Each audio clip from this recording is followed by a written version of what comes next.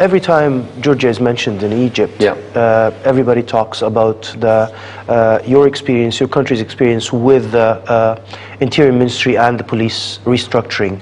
How did you do that? I think it's much bigger with that. We just started with the police because police was essential. And police was just, we fired all of them one day. For 3 or 4 months we were without police. Then we recruited young people, retrained them very fast, gave them new equipment, new cars.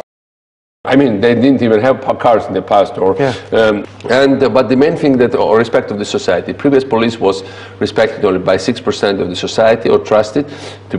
This one has more than 85, 86. Let's move more into the international scene. I just saw on your desk The Economist with a cover with the Russian President Putin, and the cover reads, the beginning of the end of Putin. How do you look on the Georgian-Russian relationships, especially with Putin coming back? Look, Putin first of all never left, and we had no illusions about it. But even this situation is better for us, because before those people who wanted to believe illusions, they were believing their own illusions. Fine. Now they know at least that the game is open.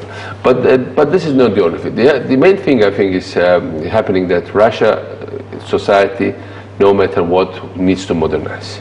And this is the guy who comes in and tells them, I'll bring you back to the Soviet Union. There is no more Soviet Union. It's over. It's finished.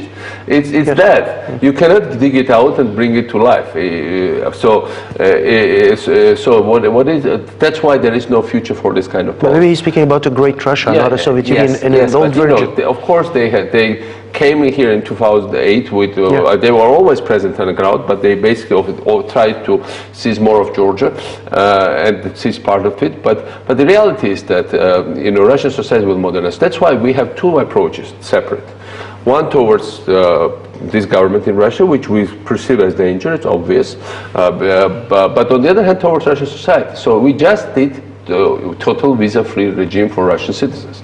I mean, before we had it for southern regions of Russia. Now, you can imagine, we had terrorist attacks from Russia, dozens of them. It's officially proven by not only us, but validated by also foreign intelligence. We have 20% of our territory occupied. We have every 10th Georgian is a refugee or internally displaced person in his or her own country because of Russian presence.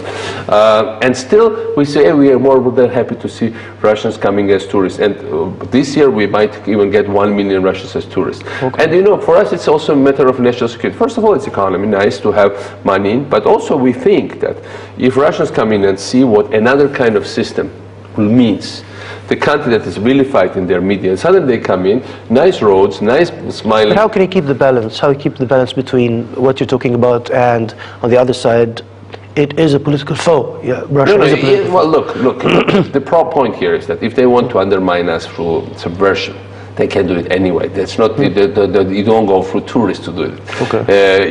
The way how our border guards are now, we are now changed system in many points. People don't even have to take out their passport. This electronic chip. You go through gates, and they're also to the border guard. You just go. For Russians seeing it, so they come in, they go around. And you just need to have society that is coherent, that is not afraid to, accept these guests, talk to them, be open-hearted. Because in the long run, these people should know that Georgia is a friendly country. That's our strategic interest. Of course, the fact that we have places in my country where we cannot go physically to. I cannot visit my ancestors' house or graves because Putin decided it's no longer my house. And this one I'm talking now not as president, like one of the citizens, because 5 million of my competitors have the same problem. It's a huge disaster, and of course I think about it. On the other hand, just trying to reciprocate for that on ordinary Russians, it makes no sense. Let's move away from Russia a little bit, and again I'm turning not only to a president but to someone who has led a revolution. How do you look on the Arab Spring revolutions, and do you think, because there's an argument that is quite strong nowadays back where I belong, is that it didn't meet the success it was expected to? No, look, I think it was a huge success, and I think this is the main thing, is that everything opened up. It's a wide open game. Even with all the violence spreading? Look, the problem is that these problems were accumulating, and this was unavoidable. Suddenly you have an open political game. When you have open political game, you have a set of problems that were out there. ethnic, religious, just internal society strife, lots of family feuds, lots of other things, and there was no venue for them to be solved, and there was just one strong hand holding everything together, and even that was very artificial, right?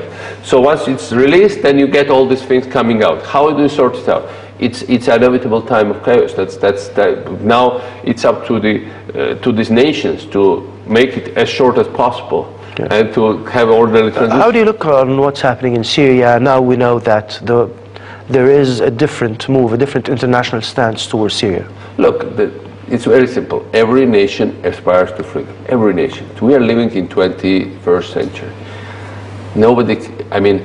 Something would happen in 70s or 80s, nobody would care. You could do just anything, and people would gossip. Yes. There would not be even a photo of it. Now, it's live on television. Of course, it also makes people cynical. It also provides that interest span is short. Still, human brain is limited at what it is.